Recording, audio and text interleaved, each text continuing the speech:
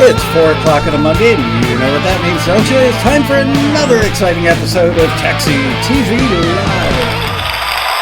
Woohoo, baby! This show is a pre-record, and I am absolutely delighted that somebody who I have fallen in love with as a friend texted me last night and said, I'm in town, can we hang out? And I said, even better. Come to the office tomorrow and we will record an episode of Taxi TV. Yay. Ladies and gentlemen, meet Miss Kim Tibbs. So I met Kim in a professional capacity about 2 or 3 months before the Taxi Road Rally last November. Mm-hmm. This lady with incredible energy. Let me make sure that's working. This lady with incredible energy reaches out to me and says, I'm a Taxi member, but I am also director of sales at Here Technologies, and I think we might be interested in being a sponsor at the Road Rally, to which I said, great. So we had many phone conversations. We hit it off. They were, in fact, Here Technologies was a very welcomed and very popular sponsor at the Road Rally. And Kim and I went out to dinner, as I often do during the rally. I go out with sponsors, and we hit it off big time. And we just got back from a 2-hour lunch today. And I am telling you guys, you are in for a treat. There is no other Kim Tibbs on the planet Earth, anywhere. And she's so inspiring that for every musician who's ever had any self-doubt, can I do this? Should I stick with it? It's the main theme of what we're going to talk about today. But first, let me give you a little background on Kim. She's been a rising name in the world of music entertainment with over 25 years' experience as a professionally endorsed musician, recording artist, producer, songwriter, and studio owner. Crediting her late father, Pastor Robert L. Tibbs, she's worked with artists including Billy Ray Cyrus, CeCe Winans, the Blind Boys of Alabama, Layla Hathaway, Dr. Lonnie Smith, the hit rhythm section of Memphis, Percy Sledge, Scott Tibbs, the Swampers of Muscle Shoals, John Stoddard, and many more.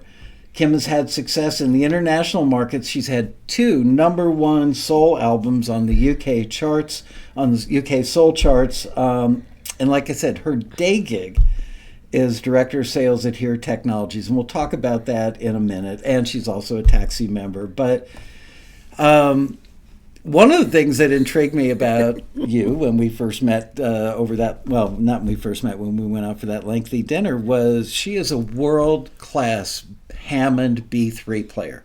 Like literally anybody in the Hammond B3 world knows who this lady is. And tell us a little bit about the Hammond. Let's start out with the small stuff. The small steps. Yeah. Tell me about how you got into playing a B3 and what your life is, that part of your life, because you have many facets. So I've always been a musician. I started playing piano, classically trained, since the age of 2. Okay. And wow. Started playing in my dad's church at an early age for the church choir. For those that are got a background in gospel music, that's the main part of where I got my start. But I ended up having a football injury to my right hand. Really? Yes. Okay, there's something. I was playing football, and my dad, in spite of having 3 major surgeries, stitches, staples, everything. I'm talking about like everything on my right hand. Daddy's thing was, I don't want you to give up your gift of music. So stitches in hand, staples in hand, he made me start back playing. And what he made me start playing was a Hammond B3 organ. Interesting. Because it's softer. And in the process of learning how to play again, I've developed a love for, hey, there's 2 keyboard sets. Yeah. There's bass pedals. There's a volume pedal, and I could be the loudest person in the room if I want to be. Crank it up. But it allowed me to be able to develop a key signature style and a sound. And so as I started evolving, there was a local hero of music.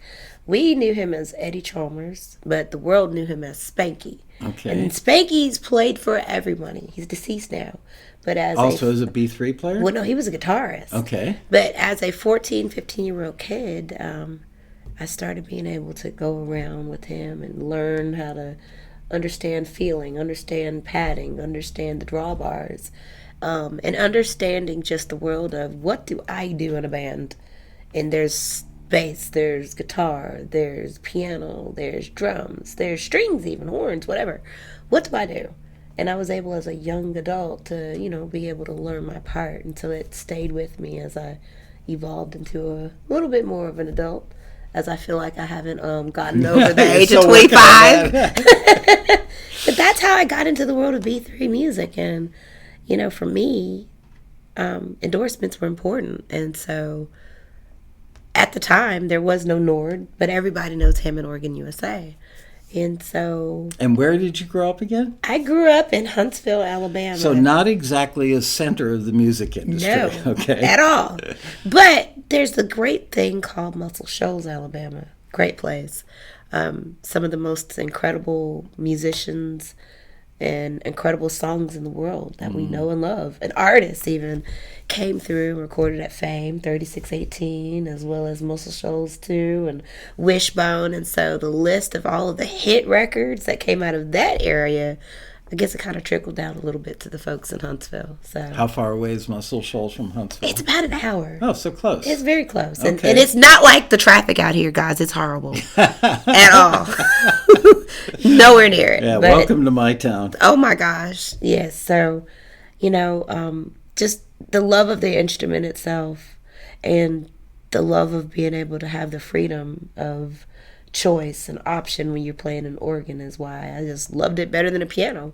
And one part of that is amazing with being part of the Hammond Organ, USA company is nobody picks at or tears apart what you do. Everybody loves what you do. Everybody is complimentary. We root on our Hammond artists. So if we see an organ and we see a player, or even to the point where we wish people, each other birthdays and wow, tagging each other on social media, because social media is important for you musicians that are not doing it. Please get hip to it. But it's a company that loves all, loves women, loves men, but they love the players. And so when you're part of the Hammond family, it's just beautiful. So that was my first endorsement. And then I said, well, I kind of like this and I like that. And so endorsements upon endorsements, it just kind of got me to where I am here. And let's talk about your songwriting. How old were you when you started writing? Well, really writing. Okay, so my mom tells the story about how she found one of my little letters that I wrote to a boyfriend years ago. If you want to call that writing, I think I was maybe 8. No, I'm talking songwriting. But songwriting. But was it a musical note to the boyfriend?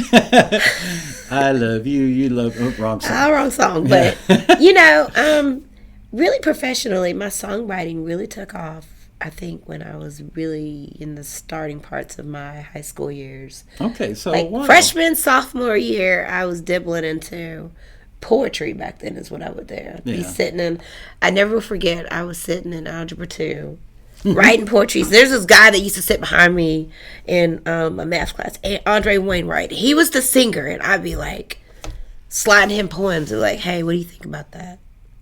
And that was the evolution of my songwriting. Was he like this? Oh, gosh. I know. But here's the crazy part. So I know for a fact, I wish that I could have been in marching band, but I never had the time because I ran cross country and track in high school. Okay. But there's like some of my classmates that were like, we had no idea you knew how to play anything because I was just so quiet-natured at school. Boy, that changed over time. Anything but quiet. Well, we believe in living intentionally now. making an impression. But honestly, I wish that I had the opportunity to kind of be in a more structured setting to really learn about music, because I didn't really get into the sense of band until I was in my early 20s. Okay, so not that late. Not that late, but it was high school that really gave me that moment of songwriting. Anybody who knows you, and I don't know Kim well, but I feel like I know her well. I mean, we've had a long lunch and a long dinner, and in 4 hours worth of hanging out, we've covered a lot of territory and gotten to know each other pretty well. you're fearless. I would venture a guess that anybody who knows you would say, yeah, she's fearless. How did you develop that? You know what? I'm going to tell a story without mentioning a name of something that happened to you at the NAMM show, because actually you tell the story at the... I'll tell the story, wait. But I won't mention the name. Right. Just trust me when I tell you it's a world-class artist that every person on the planet knows. Circa 2024, Anaheim Convention Center. I see this crowd of people, y'all, with cameras. People going all over the place. And they're just like flocking. And I'm like, it looked like a bee's nest, because it was like just people everywhere. Like they were moving. And I was like, who is that? Who is that? Who is that? And so I just got curious. So I went on and I said, let me take my phone. You know, it was important. Let me see how far. Okay, we got 90% good. Y'all, I went and I saw, and I was like, oh, no way. You're joking me. No way. Okay. All right. So I'm devising a plan. My personalities start talking to each other. How are we going to do this, Kim? How are we going to get in there? We got it. Kim, you've got to do this. You've got to do this. This is what my personalities. Girl, we've got to get in front of the crowd. Lowering the input on the mic. Okay. So here's what happened, gang. So I seriously said, okay, I'm going to meet this person. I'm going to meet this person. And I got to where this person was in this particular booth, and they sat down. And then I'm looking at them, and I'm trying to kind of envision myself going through the crowd of security, because they had mad security. They had like event coordinators, all these talkie places, you know, the earpieces and stuff. Yeah. Get out of the way is what I wanted to say. And then as I'm standing, like I'm trying to go, then a person comes to my face about the distance that you are from me. And he says, I found you. And I'm like, found me for what? Move. I'm trying to get to the artist. And he was like, no, what's your name? I was like, doesn't matter what my name is. He's like, no, seriously, what's your name? And I told him. And I'm steadily looking, trying to make sure the crowd had moved, because I've got a plan. You know, we got a plan. And he's like, well, what do you do? And I told him a little bit about what I was doing. And I was like, okay, hold on. He's moving. So thank you. Bye. And he says, no, seriously, what do you do? And he says, well, let me ask you, what perfume are you wearing? That's his best line? That was his line. But he was dead serious. And I was like, what? He said, what perfume are you wearing? He asked me, are you wearing a certain... Can you smell me? It's good. Okay. Yeah. So he was like, this is a certain fragrance from my country. I've never done that. 13 years taxiing TV, I've never sniffed perfume. It's good. Trust me. So he's like, this is a special fragrance from my country. Okay. You're a special person. And I was like, okay, that's great. Can we move? Because I'm trying to get to the artist. He takes my hand. He said, come with me. And I was like, he wasn't even forced. He just took my hand. Okay, not being kidnapped. But he says, all right, come with me. And he moves the security away. All the little blue. Part the Red Sea. The Red Sea like Moses. And in comes me. And I had this music of the angels like, yes, I did it! Yeah. I mean, I'm going all like, and then I'm standing there in front of my hero. And he's serenading me. And nobody else was around me. I tuned it all the way out because I soaked it all the way in. You know, I got video of it too. And I did. I'll show it to you. You had a crew. And then he turns around, and the security, who I now know is the head of demand security for the last 30 years, says, such and such, I have Miss Kim Tibbs. She's very special. She's da-da-da-da. She plays the Hammond organ. She wants to meet you. And he reaches and hugs me. And he's like, oh, you smell good. And he was just, I've got to buy my wife some perfume. Yeah, you do. You got to. Valentine's is coming, y'all. Okay. And so he was like, and he's still hugging on me. And I just said, I just love you. I love you. I thank you for all that you've done. You've been an amazing, hero to me. And I told him, I wrote Summertime on my album as a paying homage to you. And I would die to be able to work with you. I just spoke my heart's desires. He whispered down in my ear. He says, okay, this is my name, his real name. And this is my number. Can you remember it? Yes, I can remember it. And I'm like, oh my God, oh my God, oh my God. And I'm just doing the whole panic. All of the personalities are all screaming at the same time in my head. True story. So how I knew it was legit, the security guy gave me his number too. Wow. And then the artist turned around and said, that was amazing music. And called me 2 days later and said, where can I purchase your album? And I said, sir, you got a care package coming over from the UK right now. We're talking this album, right? Hey, that's me. That is yes. you. Hi, me. I had to truncate the picture a little bit to get it in this frame, but that's you. That's the cover of The Science of Completion, Volume 1. It was a dream. It's still a dream. And here is an action shot. Hey, me. Yeah, so I was able to perform on Huckabee back in January of 23, and I was able to perform. Tell this story. She's talking about Mike Huckabee, the former governor of Arkansas, presidential candidate. He had his own TV show for years. Yes, he still does. It's on TBN now. Yeah. Same scenario, y'all. I'm in Guitar Center in Nashville this time. Yeah. And this guy is staring at me, and I'm like, okay, why is he staring at me? Okay. And we were like, he was shopping for stuff. I'm shopping for stuff. And he's like, you look familiar. Now, I'm dressed up a little right now. This day, Aren't you always? I haven't seen you. No, if you didn't see me in Guitar Center that day, I had a baseball hat. I had, thrown back. I mean, seriously, I had on sweatpants. It was no makeup day, everything. And this guy was just like, I know you from somewhere. And I was like, oh. He says, what do you do? I said, well, I play keys in Hammond. He said, that's right. What's your name? And I was like, Kim. I said, Tibbs. That's right. I heard you. I did Billy Ray Cyrus's 25th anniversary release of Achy Breaky Heart. So I did the organ backgrounds on it and with Billy. And so he had heard it. And most people really haven't, heard that version because it's, a real customary Muscle Shoals, over the top Muscle Shoals, full production, horns. It was amazing. It was a dream doing it. But he was like, that's right. Oh, my God. And he's like, so... what all do you do? And so I just gave him a quick rundown of who I am. Now, mind you, I didn't know who this guy was, but he knew me. Okay. And so anyway, he was like, well, let me hear some of your music. He plays bass, by the way. Yes, Mike Huckabee plays bass. I didn't know. I mean, So, within 10 minutes of leaving the store, Trey, which is his name, Trey Worley, who is the music director of Huckabee Show.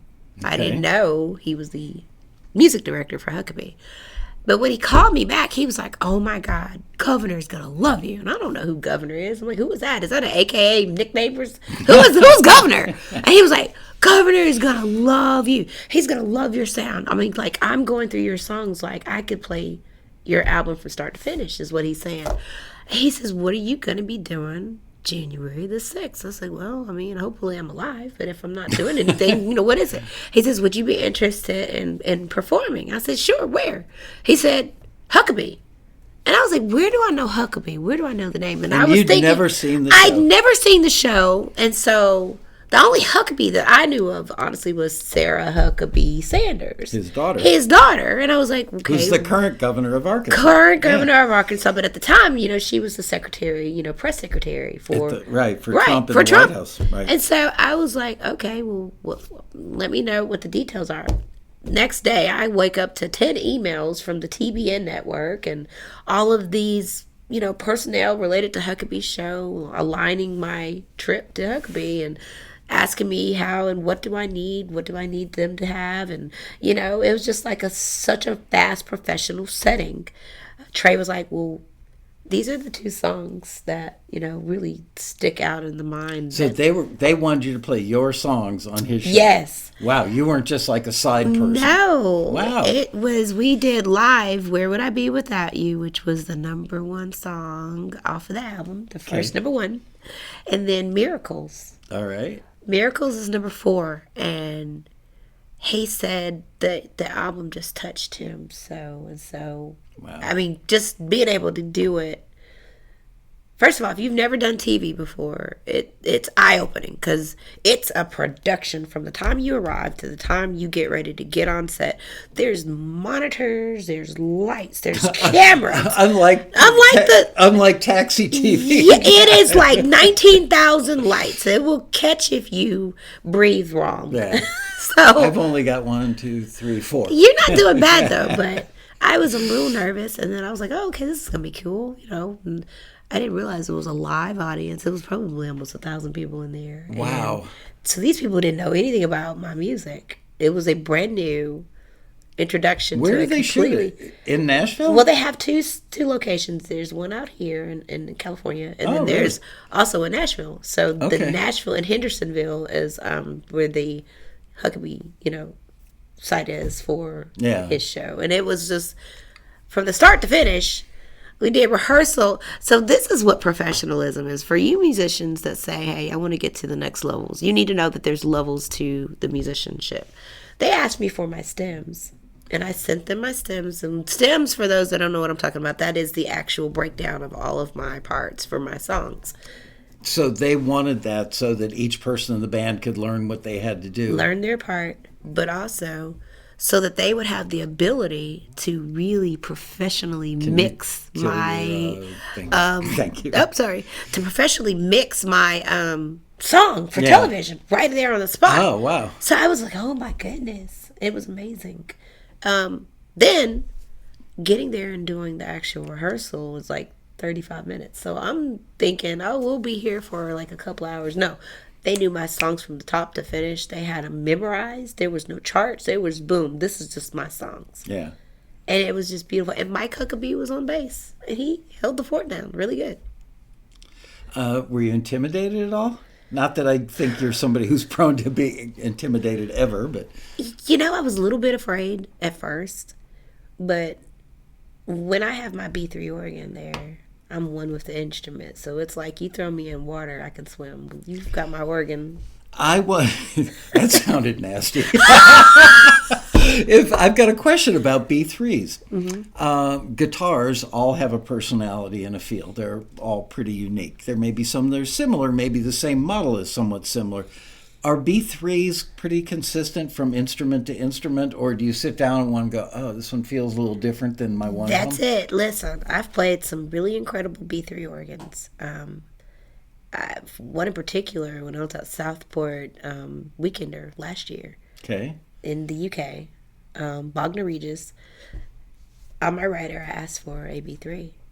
I didn't know that they were going to give me the ultimate, most amazing B3 organ that has had the most eclectic history.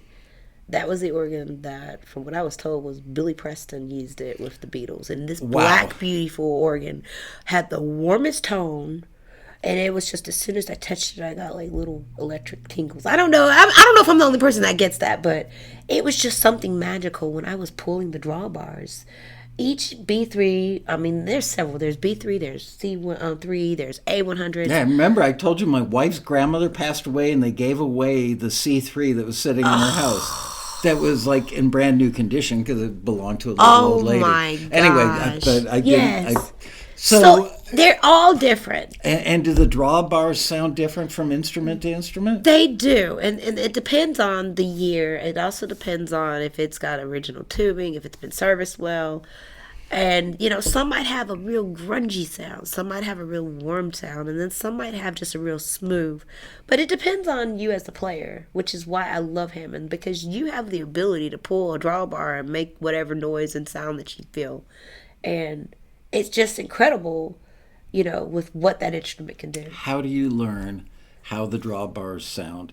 Because I messed around on my wife's grandmother's C3, and I could hear the differences, but it's not like there's a manual or any, it's not like looking at a computer screen with software.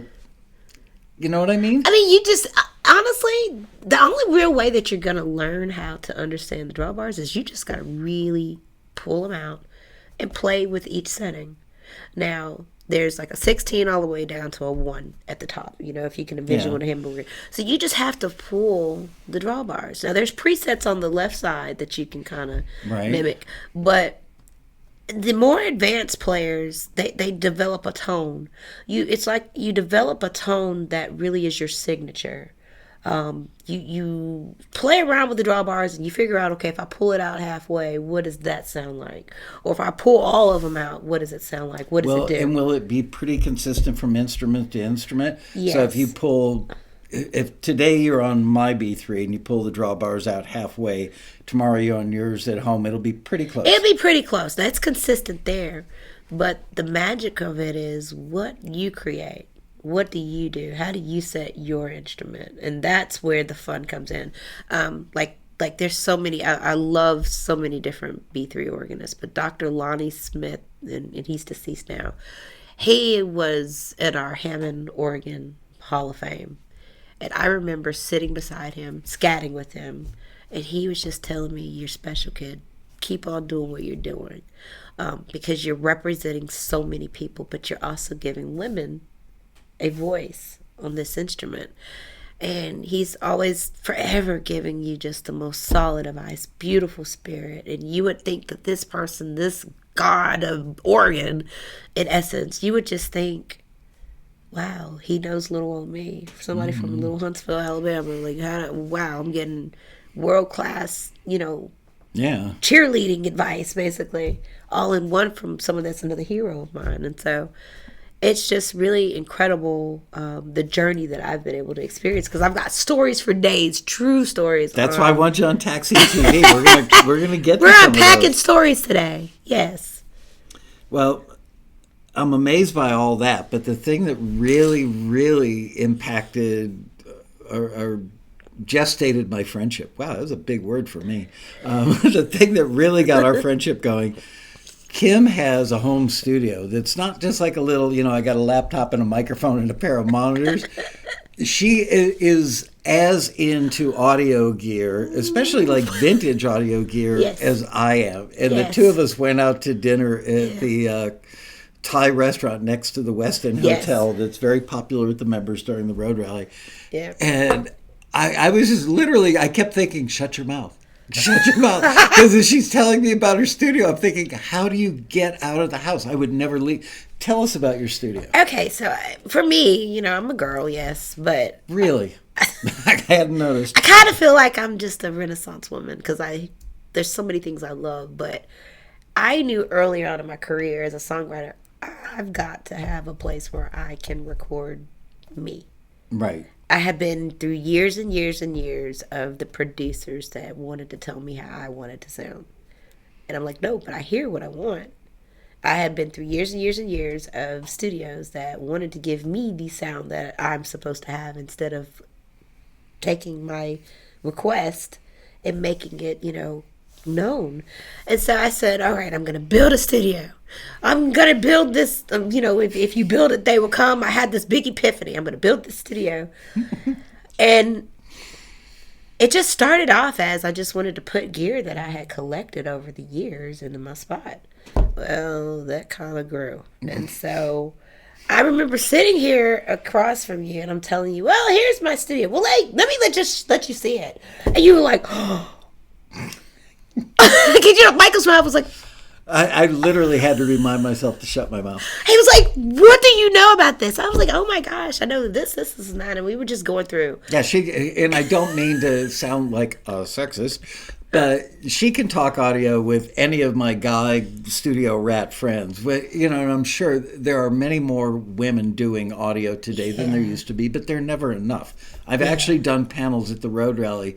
I think that there's absolutely no reason that, when a member says to me, oh, I can't do a mix till my boyfriend gets home, I cringe at that, because why do you have to wait for your boyfriend? Yeah. So you are like the world's most shining example of somebody that said, screw that, I can learn it on my own. So and that's what happened. I just said, you know what, I've got a good idea of what did I need to have in my studio, because I mean, I've been in studios all over the world. I've recorded at tons of spots, and you take bits and pieces, and obviously you're going to take pictures, and then you go back and you look at your pictures and blow them up and be like, what's common that all of these studios have? Okay, there's vintage mics, there's usually a console, hey, there's going to be a Hammond organ and a great piano, and there's going to be good bass, good guitars, there's always tons of drums and snares that you can pick from for different sounds. Right. And for me, I had a lot of analog gear going on. So I said, all right, I need to have a good space to put all this, and I needed to be able to make sure that it's muted, because I didn't want my neighbors next door to be complaining. So did you take a garage and turn it into a studio, or did you build a new addition to your house? I took my theater room upstairs. Okay. And I turned it into a theater studio. How many square feet, give or take? It's about 1,500 square feet. So sizable. Pretty sizable. Yeah. So it's big enough where I have on one side of the wall, I've got 18 analog keyboards just going down. And I'm showing Michael this. Like, this is my wall of analog keyboards. I mean, seriously, she's got like 40 or 50 keyboards on that wall. It literally looks like a guitar center. And then it wasn't until I got to, well, this is my tape machine. You knew this is the 2-inch deck. And Michael's like, you know about a tape machine? That was when it took me out. I was like, yeah, what's... And so I had to explain to Michael, y'all, you know, most of my most memorable moments in studios were not with younger producers, but I got a chance to sit under Jimmy Johnson. Jimmy Johnson recorded the Rolling Stones' Wild Horses. When they first came to Muscle Shoals, he was their first engineer. And he gave me stories about, you know, hey, I didn't know what I was doing. We were just trying to make them sound good. We just went with what we felt. And you just recorded some of the most iconic music in history, and you didn't know what you were doing. And he just told me, same thing, keep doing what you're doing. If you had been alive 30 years ago, I don't know if there had been an Aretha, is what he said to me, because, you know, she recorded most of her biggest hits down, you know, in Muscle Shoals at Fame. So I just said, all right, I got to do what I see all these studios. I'm blowing up all the pictures. And I go down my little list and I'm like, all right, I got to get a 44.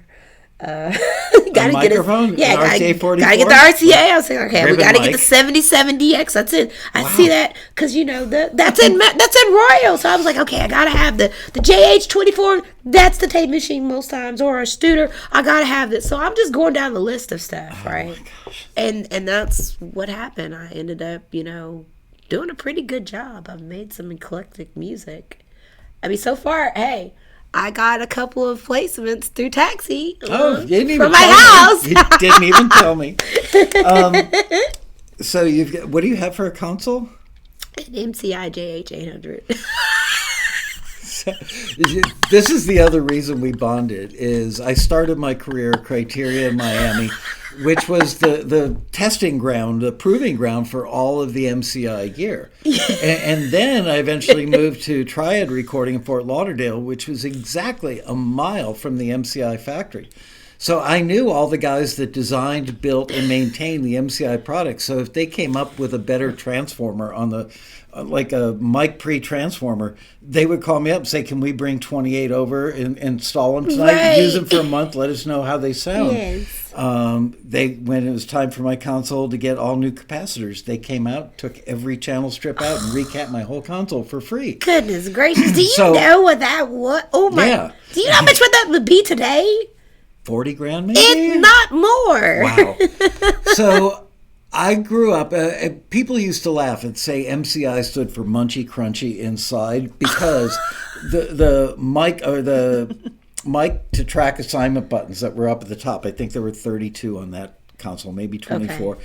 You'd press them and they'd go, every button on the old MCIs, they made such a crackle that you needed to keep a can of Cramelin, which was contact cleaner, down by your feet at the console. We were constant. I don't think I ever went through a session where I didn't spray Cramelin on something. Oh. So when she said MCI, I said, you know, I earned my stripes on MCI. So I was already falling in love with Kim, but then it was like, oh, will you marry me? Oh, yeah, I have a wife. There's that. And then it was even worse because I was like, well, Mike, I have a soldering station, so I do my own repairs for vinyl. All of my vintage keyboards, my tunings of the Wurlitzers and the Fender Rhodes.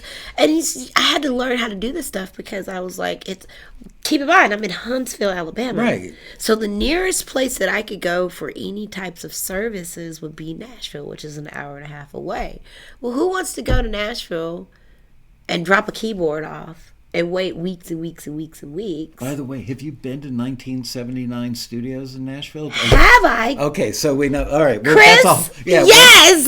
I just talked to him a couple of weeks back. All right, that's a whole other. There's a guy in Nashville that has a studio called 1979. Welcome to 1970. Yeah. And it's filled with vintage equipment that dates back to the era when I was learning and coming up in the biz. And he is the world's leading reconditioning expert for all those MCI. For all those MCI, tape machines. Yeah, the JH24s and 2-tracks. Yes. Anyway, that's a whole other story. Okay, so you had to learn how to fix your own stuff.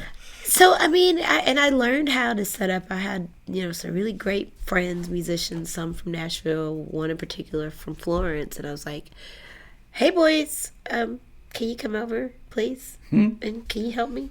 I'll cook, so I'm also a chef. If you come anywhere near me, most people that have been around me know I'm going to cook, bake, barbecue, something. All right. And so it's easy to be able to persuade people. If I have food, they don't mind. So I usually cook enough so that you can take, as much as you want home. So wow. My specialties are my desserts. When I bake pound cakes or buttermilk pies or any of that stuff, it's never there more than a day. Wow. All right, I'm coming to Huntsville. We already said that. Yeah, I know. We got to make it happen. How many years have you had this studio now? 3.5. Well, no. Now, I've had a studio off and on for like the last 20 years. But in this, this mega center, you walk upstairs and it's like, I haven't had it for maybe 3.5 years, and I still am adding. Remind me before you walk out of here today. I have an idea for an acoustic treatment system for studios that when I told somebody else in the industry, they immediately start Googling. Nobody else makes it. And anyway, I think it's a really good idea. Okay. Okay, so now let's talk about, you know what, at lunch we were talking about getting through hard times and figuring out who you are, and you mentioned journaling, and I thought, oh, this is girl stuff. I've got 4 daughters. I've heard about journaling, and so as sexist as that sounded, I was very enraptured with what Kim was telling me. Can you talk about being where you are and journaling and how this stuff has helped your career? Because you are. There was a movie that you're probably not old enough to remember called Zelig. It was a Woody Allen movie about a guy who just shows up like everywhere. Oh, wow. And I might have to watch it. Yeah, and you're like one of those people. The fact that you met that person at the NAMM show, most people would be like dumbstruck that happened. And I'm sitting there thinking, just another day in Kim's life.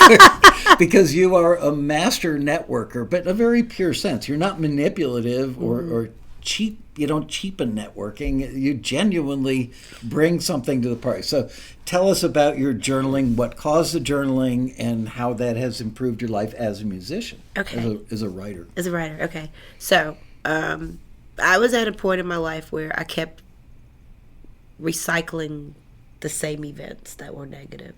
Okay. Same types of events that were negative, whether it was breakups, whether it was just interesting times. I just kept recycling it. And I was like, why do I keep going through this every so many years? I'm facing the same thing again.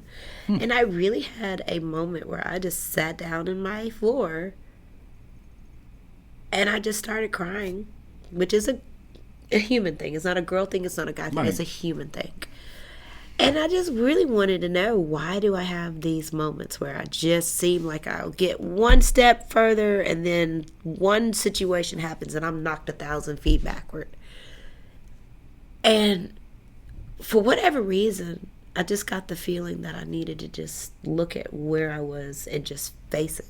So when you speak about fearless, at that moment, I had to look seriously at where I was I had to face all of the many things at that particular moment that was giving me such a hard moment to get How over. many years ago was this? I'll say it was about roughly, it was around when my dad passed, so about 14 years ago.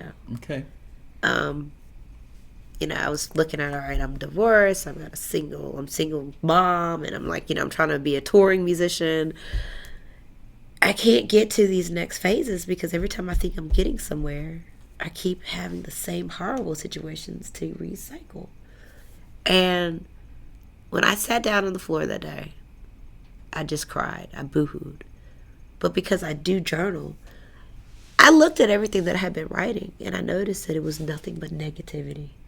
It was just, oh, I feel horrible, blah, blah, blah, blah. And I would go back and I'd look at the things that I was writing about my father before he, you know, passed. But all of the times before where, you know, the doctor's diagnosis didn't look this way. Well, you know, and it was just dark. It was nothing in my writing at all that was positive. Nothing. And I said, well, Kim, what are the memories that you keep on facing? Keep in mind, my thoughts now about memories are everything that's past, that's a memory in your mind. Now, if it's a good memory, it's good. But if it's a bad memory, and you keep recycling that thought about that bad memory, you're reliving your past in such a way, in a way where you're not getting over it, so to speak. Hard to get past that, though, isn't it? Well, it is, but here's the mad scientist that came out of me. I was like, all right, well, we're not going to be able to get things done. You're a musician. You're a working mom. You got bills to pay. So you can't just sit on the floor and just stay there. You got to get up. So I took my journal and I just started jotting down the different ideas of things that I know I had kept reliving that were bad, that were terrifying. The very ones that I kept recycling. Yeah. I just wrote them out. And what I did, y'all, I took seriously some time to really think about them. I did write the negative stuff about what happened. Mm-hmm. But on the flip side, I said, let's do 180. I took those moments and I said, well, how can I turn them positive? What can I say about this situation that'll make my thinking and my thoughts about this situation that was so detrimental turn into positive? And that's what I wrote next. And then the next thing that I did is I said, you know what do I want from the situation? Now that I flipped it into a positive, how do I reinforce this positive statement? So that's when I came back with my declaration statement. I want X, Y, and Z to happen because I have now looked at it from a positive standpoint. And then after I made my declaration, I canceled the assignment of the negative imaging that was that memory, and I replaced it with all positive affirmation. How long, I know it's going to be hard to put a number in this, but per unit, let's say, per negative thought, let's treat that as a unit. Yes. That you then did a 180 and gave it a positive, and then, what did you call it, an affirmation? An affirmation, yes. How long does each one of those units take? Is that like a day-long process? Well, here's the thing. It's really about how long you write. For me, okay, some of those moments took several pages. Some of it took several days. Some of it was just 5 minutes and then I'm moving on to the next topic. Okay. It's really what you feel about each one of those topics. How you get out all of everything that was negative. And did it feel like a tremendous... The reason I'm going down this path is, look, none of us, we all like to be in our comfort zone. We don't like to work too hard. We don't like to work too hard at things that are painful. So you did it. And I want to know what your secret was in doing it in a way that the productive, positive aspects outweighed the negative and gave you the ability to keep moving forward. The first thing I noticed is, as I was doing it, I mean, I didn't notice a real big change after the first 2 or 3 topics. Okay. But when I moved closer into numbers 10, 11, 12... because it was a lot. I mean, think about everything you think you've experienced and you never healed over. That's when I started feeling a weight coming off of me physically. And the thoughts that I was replaying in my mind that were negative, I noticed that the pattern was, hey, I'm just thinking about positive, good stuff. I feel good. Wow. I'm waking up every day with energy. Hey, I'm waking up and I've got requests to do these things. Hey, can you go ahead and come So up it's kind of like physical training. So it was like you physical. go to the gym long enough. But it was mental Right. physical training. Yeah. Because you got to put as much effort in your body, you got to put that much effort in your mind too. Good to know. You know, And it's I'm like not saying you got to that do your brain workout is what I call it. You got to work your brain, you know? And so honestly, when I got past 15, it became a practice. It was a habit. Because I'm talking about days. I mean, this took me like a month and a half to maybe 3 months. The just unpackaging. And were you able to function in other aspects of your life, like hold down a job and get your son off to school and all that stuff? You Yes. weren't curled up in the fetal position on your living room floor No. going through this? I was actually in such a great headspace Wow. that even when I was going through, like I said again, this was for why my recycling events. If you're recycling events, y'all, trust me, it was these moments that I noticed, wait, I'm going through the same thing, but this time instead of me thinking of it in a negative way, it's positive. Things ended. The bad that I was going through ended. And when I tell you I bounced back and did such a 180 in these areas, it was just mind-boggling. So move it forward 15 years, 14, 15 years now, I don't hesitate when it comes to manifestation. Like my soul moment, you know, I was out here. I said, okay, as a team, we're coming to the NAMM show. We got Grammys week. You know, we're going to be intentional. And so I never ever write out. When she says we, she means the team at Here Technologies. Yes. So I don't really write out a wish list because I'm intentionally wishing it anyway in my manifestation practices. Okay. And so what that means for me is I'm already in a headspace where I know something positive is going to happen. I'm always staying connected to today is the day that I'm going to see something totally amazing to blow my mind, which is the example of the NAMM story. That blew my mind. I woke up that day and I said, something crazy amazing is going to happen. So I live that way daily. But it wasn't until I really took the time. And I get it, y'all. You don't like writing. You think it's a task. Well, here's the thing. What if the words that you wrote and the things that you're experiencing now that are holding you back, what if it would all it took was you taking a sheet of paper and a pencil and writing out everything that you're experiencing and have experienced? What if it was as simple as that? So it's not self-analysis. It's just writing down the experiences. Writing down the experiences of this is how I feel, this happened. And like there's people who are holding grudges in life. Why are you holding a grudge? Well, if you wrote down what happened and you realize that, hey, it's the thoughts about that grudge and that person, and it's not actually what happened, and you flip that into something positive, you can write away everything that you're like letting you stay stuck. It was almost like, you know, if you're ever on a roller coaster ride and it's got to start, the person's got to push the button and it's got its automatic brakes. Yeah. Well, I kept feeling like the automatic brakes, but I was stopping. After doing all of this, I feel like I was at Six Flags on the Scream Machine and I'm just wide open. Because that was the most freeing feeling. When you don't have anything holding you back and there's nothing bothering you and you have nothing to worry about, everything is functioning and flowing in your world, you write better music. For me, I started writing incredible music. And I'm not just saying that to just say, oh, okay, well, because I'm talking about when your heroes of music are telling you your stuff is amazing. Why don't I know of you? Who did this? You produced this? What? Where are you based out of? And they start asking those questions. And then they ask you, can I have your contact? Oftentimes, pride, selfishness, and being stuck in a situation where you're routinely doing the same thing is why it's hard to grasp the art of just writing something simply away that might be blocking you. And you may not even know that you're blocked. You may have like situations that happen that were minor that will evolve into major things that you thought you've forgotten about. And just the act of just taking and being obedient and paying attention to yourself, because this is your brain workout. And just taking the time to take all of this empty paper. Could you imagine if you take the time to write all of the negative stuff away? Think about the beautiful melodies and the beautiful lyrics that you're going to now replace it and put on this same picture. Because this is an empty page, but the picture is what you replace it with.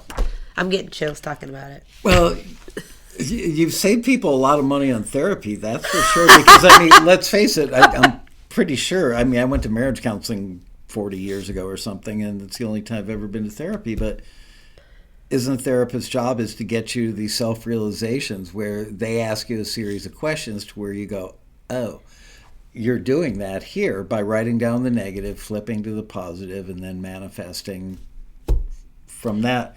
Yes, so much so. Kid you not, after I did the whole work, and I'm always doing this, guys, I wrote a book in 10 days. And it's simply a transformational guide for the struggling musician.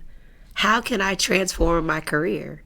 Let me know when it's available, and I will let them know, because if you've written the book, I want to read it. I'm sure anybody watching this episode will want to read it. I mean, it's amazing stuff.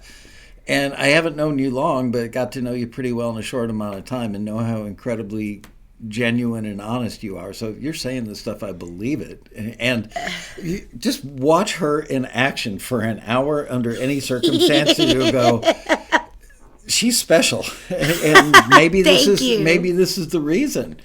You know, maybe because you got rid of all those blocks. Yeah, I live daily freely. Wow. I'm thankful. I'm humbled that, you know, we mentioned here technologies. You guys, I work for one of the most amazing companies in the entirety of the world. You know, and the funny, crazy thing about that is I was using the products for years and didn't even know they are based in my hometown. I can't remember if I put this one up or not, but here's Kim at work at the Taxi Road Rally. And then there's this little device which people were in love with. Explain what that is briefly. Oh, it's our beautiful Matrix. It's the Switchback. And so, guys, that is the most sleekest but amazing power-packed interface capabilities in the size. It's so small. It's like a little pack that you can wear. Yeah. It's a 4-channel interface, and it's Dante based. And so, you know, Dante is like one of the leading new protocols in the world of recording. Okay. You know, it's giving you the capability to talk and receive playback at the same time.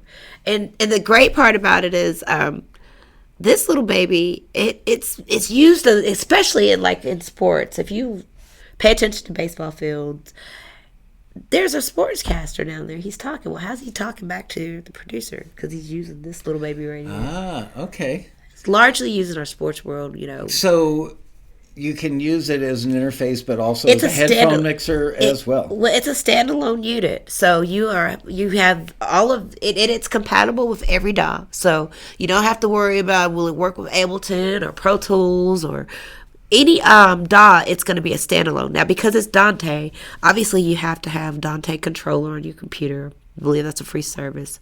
But you just go into the Dante controller. You pretty much get to map out where your ins and outs are. And from there, it's Cat 5, Cat 6 cable. Oh, wow. And it's a beautiful device. All right. So, obviously I don't want to turn this into a sales video, but it's worth mentioning because it got so much attention at the Road Rally, and people kept coming up to me saying things like, I had no idea anything like that was out there. Right. So, and Kim already talked to her boss, her division head or whatever Mike is, yes, and said, we're going back to the Road Rally next year. So I'm excited to have them back because the people that checked this out after the rally were telling me that they'd been to the mountain and they saw something really cool. So yay for Here Technologies. Yay. You guys make a lot of other stuff, but yes, as far as the audio for recording studio stuff, we all know that in like big boy studios, when you've got a full rhythm section playing, back in my day, we didn't have the capability of the bass player dialing in his own mix or the keyboard player dialing in her own mix. And Here Technologies line of products that's the majority of the stuff that you guys make audio-wise is that. And all the major studios have it. As a matter of fact, I was going to call my friend who runs Criteria, my alma mater, and say, oh, look at that. Let's go to Criteria. There we are. Now we're at Criteria. Yay! Anyway, that's where I started my career, and the gentleman who runs that place has become a good friend of mine. And I was going to say, you know what? I've got this friend, Kim. You got to have her come down, give her a tour, and let her talk to you about their stuff. They've already got the stuff in there. Yes. So it's the easiest way to give you the ability to have your own personal mix. It's knobs. It's just... especially on our Hearback Pro Hub system, you have up to 128 channels. Wow. So could you imagine you can record an orchestra, a choir, and a band and still have room for backgrounds? Wow, and everybody can dial in their own. Everybody can dial in. Sectionally. And then the great part is... actually, everybody, as long as it's a mixer, you can dial in. Okay, wow. And so one of the greatest moments was Snarky Puppy. Whenever they get ready to do their live albums, they always use our products. So if you pay attention to any of the live recordings, those 200 plus mixers, that's Jack. That's our Pro Hub unit. It's digital with our Pro Hub, so you can use Dante and Maddie. You can do analog, AES, ADAT. We're also the OEM for Waves Bridge Sound Grid. So a lot of companies, on studios, as well as producers, those that are Waves Bridge and Sound Grid, then you're actually using our Hear product. Wow. But it's just through Waves. And we've had the most impressive run because over the times, as the years went by, Hear Technologies it was designed by musicians for musicians. And everything you could think of, from ambience. Most people don't want to feel like they have any inner ears in their, in the ears, because it's kind of weird. You want to control the sound, but you also want to be able to hear your crowd. Well, our Pro Hub allows you to turn up the ambience, turn it down, and you get the ability to kind of adjust it the way you want to hear it. One thing that is really cool is you can also do panning. You can mirror the mixers. And we have an app we have a new app that's coming out as well that's going to allow you to have the ability to do any and almost everything with saving the sessions, all from the app. All from the app. You can use your regular cell phone to name your channels, or you can use an iPad, or you can use a traditional computer. It's just one of the easiest systems, the personal mixer systems. I mean, some of our higher known and most amazing clients, Lady Gaga, Madonna, Aerosmith, Stevie Wonder. I mean, there's so many people that love the Hearback system. And we were the first in the world to present Hearback. Then the others came along. So we're automatically the very first. We're the best. Awesome. Love to hear that. And I know you... I have to be partial. but you love the company. You could have not said this stuff. You could have made the informational part of the show a lot shorter. Nobody asked me to do this. Nobody at here said, make sure you mention the product. No. I did it because I saw the reaction from people at the rally. And at the rally, now here's the thing. This was my first taxi rally. Now keep in mind, I'm a musician. And for years, I shared with you, Michael, I wanted to be a member because, I'm humbled. I'm a humbler. I came from small beginnings. So it wasn't always at one point, hey, I can pay $199 for a membership. No. I mean, I had to be like, all right, wait a minute. Can I do that? Or do I? You had to plan back in the day. This was before I wrote all this stuff away that was making me having the same recycled events over and over. But y'all, the road rally is amazing. I'm not saying that because I got a chance to see it from a sponsor. Know this was coming, right? No, he didn't. This is no strictly me. Guys, there's so much camaraderie. It's so amazing to see people from all over the world assembling to learn about the correct way to present their craft. Did you hear what I said? The correct way. Because there's a way to do things, but there's also the correct way. And now I'm a sponsor, but do you not think I didn't take advantage? I promise. I popped my head in. I was asking questions. I wanted to know. How did your one-to-one mentor session go? Okay. Picture this. Who was your mentor? I got two. I don't know how. Oh, that's right, because you originally had one, and I said this person would be better, I told the guys just let her keep the other one. So James Cone? A special privilege. I did. That was a sneaky, but it was amazing. Okay, so who was your James? Cone? Oh, James Koshin. Koshin, yes, James Koshin. Amazing. He was listening, and guys, you got to keep in mind they are going to put their earphones out, and if you say you make music, be prepared for showing your music. This is the fearless Kim coming out. This is what I need you guys to learn how to do, fearlessly attacking. If you've done the work in the studio and you've made sure that your recording is polished. Now, we're not telling you to create based off of somebody else, create based off of you. But if you've gotten it mixed professionally, mastered professionally, and you've gotten the metadata behind your songs done correctly, that means when the person that's screening your music, they're going to push your song and it's going to be correctly named. If you put your Q code or your Writers Association codes, like I'm trying to think about PRO, it. The ISRC. Yeah, if you have that, then you're gonna know the format. It's levels to this, y'all. So he sits down and he's like, oh, "Okay, let me hear this song. This is James Koshin." That sounded nothing like James. I know. It sounded like Kim doing James. Me doing James. But he was shocked. He was like, "Hold on." And then he pulls it. This is your song? Yes. He was like, what do you need my help on? That's so funny. And the thing is, it's not that I needed help with creating, producing. I just needed help with pulling my sound from internationally now over to my country in the U.S. And he was like, okay, here's what we're going to do. You take my number, another moment. And he was like, we're going to get back together like closer to the beginning of the year, which I have talked to him.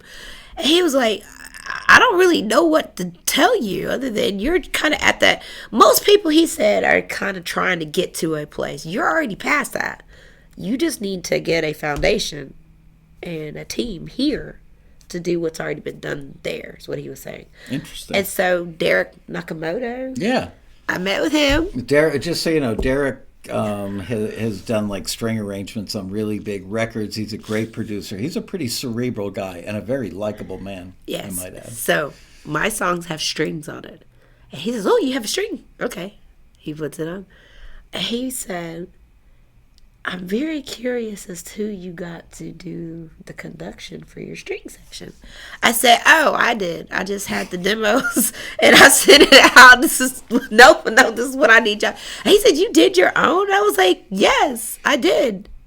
And he was just like, oh my gosh. They haven't had the Kim experience yet. They didn't know what you're capable of. I'm telling you, she is like literally a one-woman army. Sorry, I'm making it cooler.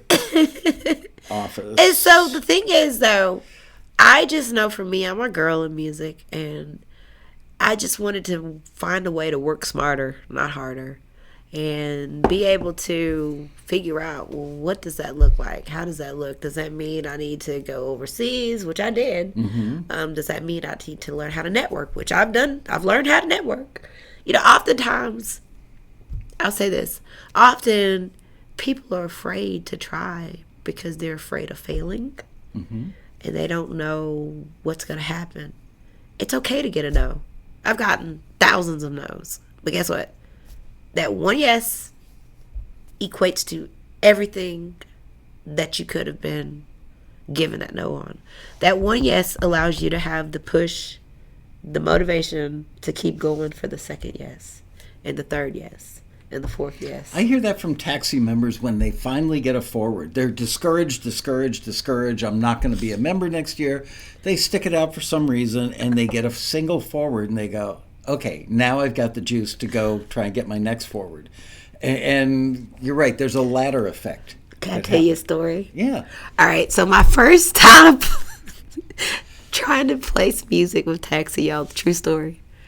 I submitted my whole album. Should I go to the restroom or anything? No! I should be here. No! Okay. This is a good thing. Y'all, the first time I did first time I did my little submission, I intentionally did it with my manifestation. And I submitted my whole album, The Science of Completion, Volume 1. I submitted the whole project. Out of the 11 songs, 6 of them got forwarded. My first time. Darn good. My second time, I forwarded some other, because it was asking for non-release music. So I got another album called Intermission that's coming out soon. I submitted 3 songs from it. 2 of them got... And I was like, okay, evidently this writing all this works, y'all. I can't tell you if every screener does this, so don't you guys say, "Oh, Taxi does this." No. This is not something. No, I'm talking about something I'm going to add as a retail. Oh yeah. So back when I still screened, and it's been many, many years, but there were artists that would submit 4, 5, 6 songs for a particular. And this was even before I knew you, so Michael had nothing to do with that, y'all. I can honestly. He honestly had nothing to do with it. I could stand before God with my daughters in my arms and say, never once have I ever said to anybody in the staff, make sure that gets a forward or doesn't get a forward. I have zero influence over this stuff. But I used to be one of the original 12 screeners from back in the day. And there were times where people would submit a multiple, maybe 4, 5, 6, 7 songs, the same listing. Yeah.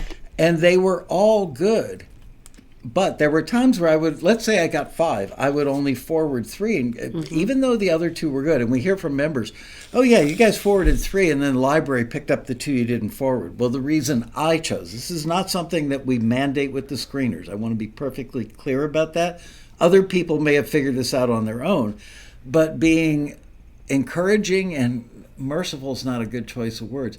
I wanted to give the member the best shot. So if you forward all 5, but 2 of the 5, even though they're good, they're not as good as the other 3. When the end user client gets them, if they happen to listen to song 4 or 5, they're hearing the A-, not the A+. So I wouldn't forward the 2 A-. I would only forward the A+, knowing full well that if the producer, publisher, whomever heard the 3 strong ones, then they'd say, got anything else? So that was my reason for doing that. So that's why you may not have gotten all of them forwarded. And the thing is that they came back with, and this is the thing, guys, don't be afraid of the critique that you get. Use that critique for your benefit, because they're giving you strong feedback on if your song was not as strong as they required for that listing. Look at what they're saying. Pay attention to those words. And then go back and fix that. You may actually have a hit record, or you may have something that could be used for another placement request, because they come often, And so I looked at the feedback. The person was like, well, the only reason why this one didn't get forwarded is because it had a monologue. But if you took that out and submitted it back with just the actual vocal and the music, it would be perfect.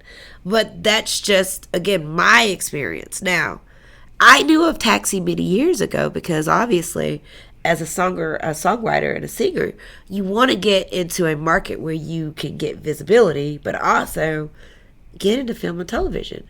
And so Taxi is unique for that, because it gives the opportunity for the everyday working girl or guy to have a place where they can just, bam, submit something. And if it's right up the alleys of the examples, you have a chance, just like the next person. And it gives you the voice to be able to have your music heard, which is something that I was like, oh my gosh, this is great. And so to meet him in person, it's just... Not as good as the person you met at the NAMM show, but I'll be happy to Hey, listen, that is a whole dream, but you know what? I believe in divine intervention, and I believe that our meeting was divine. And that's what it was divine. And I thank you for all of the years that you've had Taxi, because you've given so many the hope and the voice. You've helped so many people. And so, guys, if you haven't been to a road rally, make every attempt to be there. Start writing now. It's January. No, November. No, but it's January now. If you go ahead and start writing out all of this stuff, you're going to manifest the next song. It's actually February, but yes. It is February. It's February. I've been on the road, y'all. Sorry. I've been gone. Yeah, it is February. It's February. Yeah, you got here January 21st. It's February. Yes, and now the you're Grammys week. Sticking around for Grammys. Yeah, so, okay, guys. You got plenty of time to take I control. beg people to come to the road rally, and I'm sure that they go, oh, yeah, that sounds like it might be cool. Some people are intimidated. It's like 2,000 musicians, I won't stick out. How will I get noticed? I'll feel like a wallflower. I'm going to be intimidated. I hear the opposite of that from the people who thought that was going to be the case. They come and they go, I was so comfortable and felt so welcomed and embraced. And all these people who didn't know me were like, let me hear your music. Oh, dude, that's really good, but I think that the bass is too loud. Pull it back a little. Yes. It's a self-supporting community unlike any other from what people tell me. It is. And you get beautiful connections. I made some really great friends. Just, you get to connect with people that may be in different, like for me, you know, I know my instruments I play, but I met some great bass players. I met some great drummers, great lyricists, you know, even met some really great mixing producers. And so it gives you the ability to network and say, hey, well, let me just see what your skill is. And you never know. You played, I didn't know this, you played at one of the jam sessions, right? Yes. I had to go through like a couple thousand photos to pick out a couple of dozen for the newsletter, and I'm going through, it was actually not a very flattering shot, so I didn't stick it in. But there's you playing keys at one of the jam sessions. Me and Deja, one of my besties, and she's one of my coworkers, we played the jam session, and we played the first night. And we didn't really have the best night. And so she said, hey, I'm sorry. Let's do it again. I said, all right, you can listen to me this time. And before we could get in there good, everybody remembered us from the night before. And they started, hey, Kim and Deja's here. And so the guy that was over the organization of getting all the artist names on right. What's his name? Richard Dance. Hey, I heard Kim and Deja's back. And so we went up there and we performed. And we had a standing ovation. Wow. And did he play guitar when you played? Because he's a monster guitar player. player. No. The second time around, we had nobody. It was just me on keys, and Deja and I sang. Oh, wow. And we had a standing ovation. When I tell you, the room was packed. You know how you can have the moments where people are talking in the background? Yeah. Everybody is silent. And I heard this voice, finally! Finally, somebody in here can sing. You know, it was just beautiful. And I don't take away from anybody else, but you got to know, I've had a journey. I have had a really eclectic life, and so from the time that I've had the ability to see the album, The Science of Completion, get to where it is, to being with Here Technologies, even to just being able to know great people like you. Thank you. And our hidden person from NAMM. I'm just really humbled. You know, another thing you and I have in common, the name of your album, The Science of Completion. I just did a Taxi TV episode with Robin Frederick, and it was called something like How to Complete Your Songs. Because so many people start and don't finish. For whatever reason, they hit a roadblock and go, and they walk away from it. But a lot of success in the industry is just finish the lap on the track. Even if you have to walk the last half a lap, or whatever the case is in life, force yourself to complete. Because without completion, you've got nothing. There's a famous marketing author, you probably know about him. His name is Seth Godin. And I've read many of his books. And he has a book that talks about shipping. Shipping is, like you would know this working it here. You come out with a new product. We need to ship it by January 10th. Right. You have a ship date. And come hell or high water, you're going to make that date. That drives the development team, the manufacturing team, the distro team, everybody. So the same thing is true for a songwriter trying to finish a song, somebody pitching through Taxi. Yes. You've got to have a point where you ship it. You just ship it. Don't worry about over-perfecting it, because perfection is the enemy. Right. and nobody watching a TV show is going to go, I wouldn't have put that harmony in there, or, whatever. So don't worry about the stuff that shouldn't be worried about. Journal it. Journal it. Y'all, again, how I got to the point where I really started effectively finishing everything is after I spent all the time writing all the bad stuff out.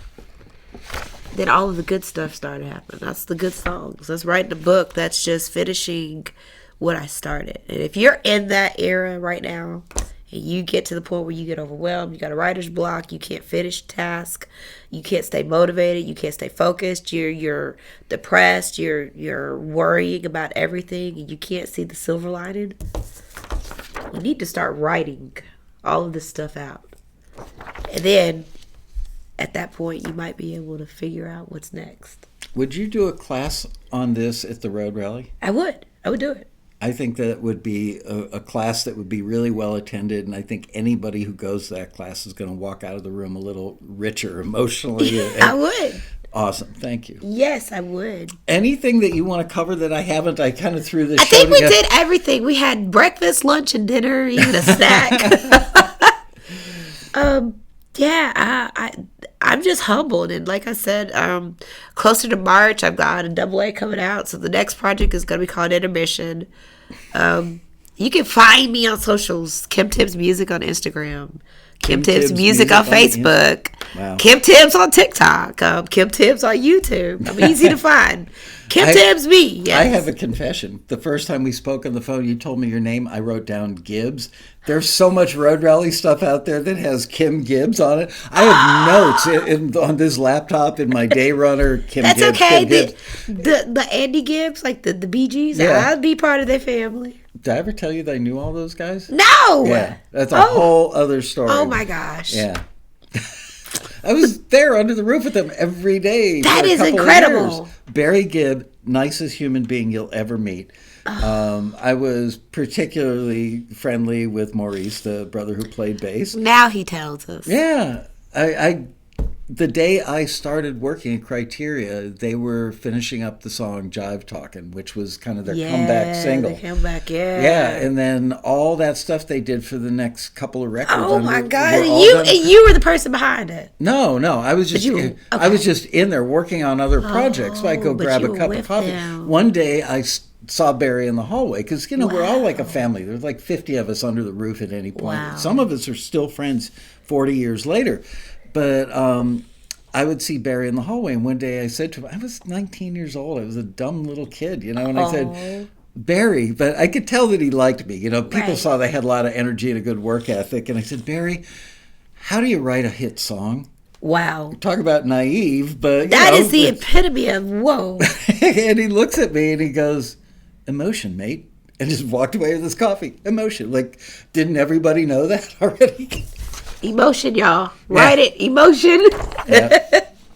Anyway, well, this has been great. I'm so thrilled that you reached out and that we were able to get together. I hope you guys enjoyed it.